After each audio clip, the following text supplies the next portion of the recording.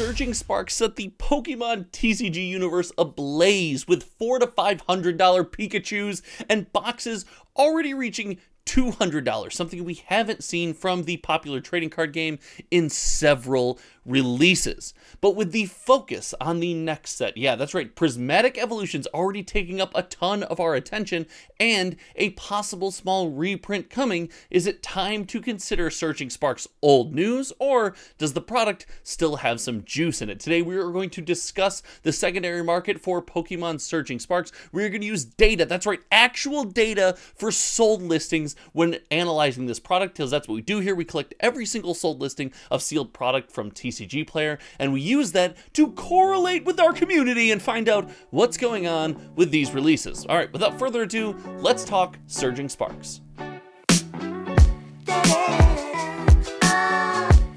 As far as Pokemon releases go, Surging Sparks was, well, it was an absolute whirlwind. Not only did it come out at the right time when the trading card community is already pumping, we see games across the board doing extremely well. Heck, even small indie TCGs are experiencing a bit of an uptick because everyone has money flowing into trading card games. Now, whether that's because the run on cryptocurrency or the holiday season, whatever theory you want to put together, you can feel free to let me know in the comment section below. But the community as a whole is doing extremely well. And Surging Sparks on top of that was, well, it's an incredible set. It has everything you want in a Pokemon release, and it has the main thing, what people are always looking for when it comes to cracking these sweet, sweet packs, and that is a big chase card. The coveted Pikachu from Surging Sparks is, at the time of the recording of this video, still $400. That's right, it is a card game that is printed in 2024 with a set that came out a month ago with a card in there that's worth $400 freaking dollars. It's no wonder people are going to the ends of the earth to try to crack these packs. But aside from that, the print run seems to be managed, well, a bit more appropriately. Let's look at the sales for Pokemon Surging Sparks, and let's analyze what's going to happen with this product. And to do that, we are going to head over to cardboardfinance.com, the application that we built right here at Hometown TCG. It's supported by the channel members. If you want to help support this project, make sure you click below. There is a channel member button. There's a subscribe to the channel membership. It's $5 a month, and it helps support the server cost, so I don't have to pay everything out of pocket. But Surging Sparks actually came out with, a bit of a lull, I will say. I expected this set to do extremely well. I think the whole community did, but the numbers in the early pre-orders of this set indicated that we are in a space where, well, pre-orders aren't the most popular, and we can show you that that kind of remains true across the board. Stellar Crown, the set released previously, saw pretty low pre-orders leading up to its September release, as well as other trading card games like Magic the Gathering and the popular set Foundations. As we get into a Magic set and just kind of do some cross comparison, we see Foundation saw some very low pre-orders leading up to its mid-November release date. So Pokemon experiencing these slow, let's say, pre-sale numbers was not something that should be all that concerning. But there is something that was concerning right out of the gate, and that was the price of the box. Now, Pokemon Surging Sparks has several products that we want to focus on, and we are going to look at ETBs and booster boxes mainly today. And starting with the booster box, we note that, well, the price of this product definitely took a jump. Over its lifetime on TCG Player, we saw this product go from an average sale of, $125, $126, all the way up to an average sale of $171, to live listings right now being listed at around $200. That is right. This is one of the first sets I have seen release for Pokemon that come out and go on this amazing run right out of the gate. And the crazy thing is sales did not slow with the rising price. As you look at the month-over-month number of boxes sold, we see the box price going up and the number of sales continue to rise. In other limited products that is all about FOMO and all about the limited nature, we see the number of sales fall off as the price goes up. This is not the case with Surging Sparks, but with all TCG products, I expect this to happen in the coming months. But the booster box was not the only point of focus when it comes to how this sale graph plays out, and the ETB is something that the Pokemon trading card game does better than almost everyone else in the space.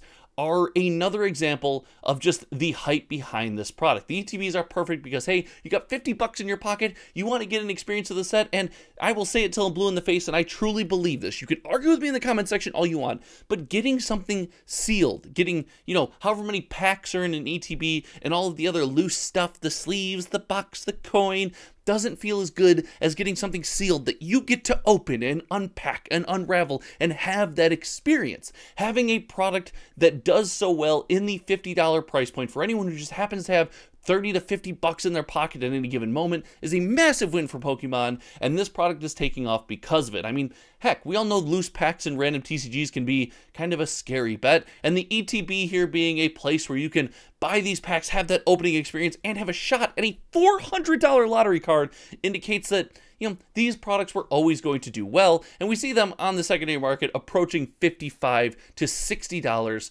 already. This insanity is, well, it's part Pokemon, part TCG hype, but it is all a positive reflection on how the game is being produced. But what does that mean in the long term? Do we think these products and these prices are going to continue on this upward trajectory, or do we think we've finally reached a position where we've entered a holding pattern for some time? And after 20 years in this space, I can tell you it serves us best not to be hyperbolic or overly excited when it comes to prices, price swings, or things like this. Very rarely do we hit a situation where we miss the buck and prices continue to shoot up to the moon and we've got no opportunity to buy any more product, and gosh, I really wish I would have bought a box at $200 because now there's just no chance. It's $800 and I can't get anything.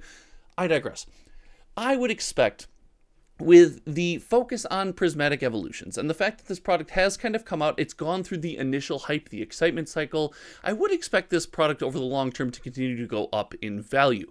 Pokemon products as a whole do an extremely good job of this. Heck, I have, right here on my shelf, right next to me, I have a Fusion Strike box. This is a box that controversially maybe has none of the cards in it. There was a topic of conversation about somebody at the Pokemon factory stealing all of the rares and the hits from this set and taking them and trying to sell them at a game store. That box might have no major hits or massive cards in it, and it still sells on TCG Player for $200. And yeah, that's a bit of a tongue-in-cheek joke, and yes, there is some hits in that box, but even with controversy like that, Pokemon product seems to do well over time. But in the short term, with our focus shift, and yes, 151 experiencing a brand new product that is going to be insane. We see something with 151, and I will point this out any chance I get. 151 does something that no TCG product ever does. You see this normal interest curve of, oh, the set came out, it went down, people aren't buying as much, and wait, why are people buying more of this old set? This is an accomplishment. I expect the Blooming Waters premium collection to do extremely well, but with our focus kind of heading in that direction and on prismatic evolutions, I think Surging Sparks has entered a holding pattern. I expect to see these boxes hovering around $200 to $220 for some time, and you can't convince me that there's no more boxes out there. I know all the distribution tricks where you have to order these really bad products to get some of the good products, and now we're gonna have to sell boxes at our store for $175 because we had to order useless tins that nobody wants. Like, listen, I get it, but that doesn't indicate that there's a massive reprint coming to tank the price of the product, or B, absolutely no more product where people just can't get their hands on the cards they want. Between our focus on the product availability, I expect to see Surging Sparks in a holding pattern well through the end of the year into next year, especially as, we talk about the new sets coming up, Prismatic Evolutions. We have the Team Rocket set that's been spoiled that's coming out. I think our focus is going to be forward, and it would be wise for anyone who, like me, likes to just, put some stuff on their shelf and have some things for a rainy day and really enjoy the hobby this way. I think it's a wonderful set to hold on to long term, and I think you're going to have a little bit of time to buy, but hey, none of this is financial advice. This is just how I am reacting to the product as someone who's been around the space for a long time, and I encourage you to interact with the trading card game, Pokemon, Magic, whatever it might be, in any way that suits you, whether it's playing the game, collecting the cards, collecting the boxes. Heck, I have a massive order, a little spoiler here, that I'm doing a whole video on at the end of the year where I'm sending $2,500 worth of cards to PSA for Pokemon grading. My very first grading experience. Make sure you're subscribed here. Am I going to win? Am I going to lose? Am I going to set my own money absolutely on fire?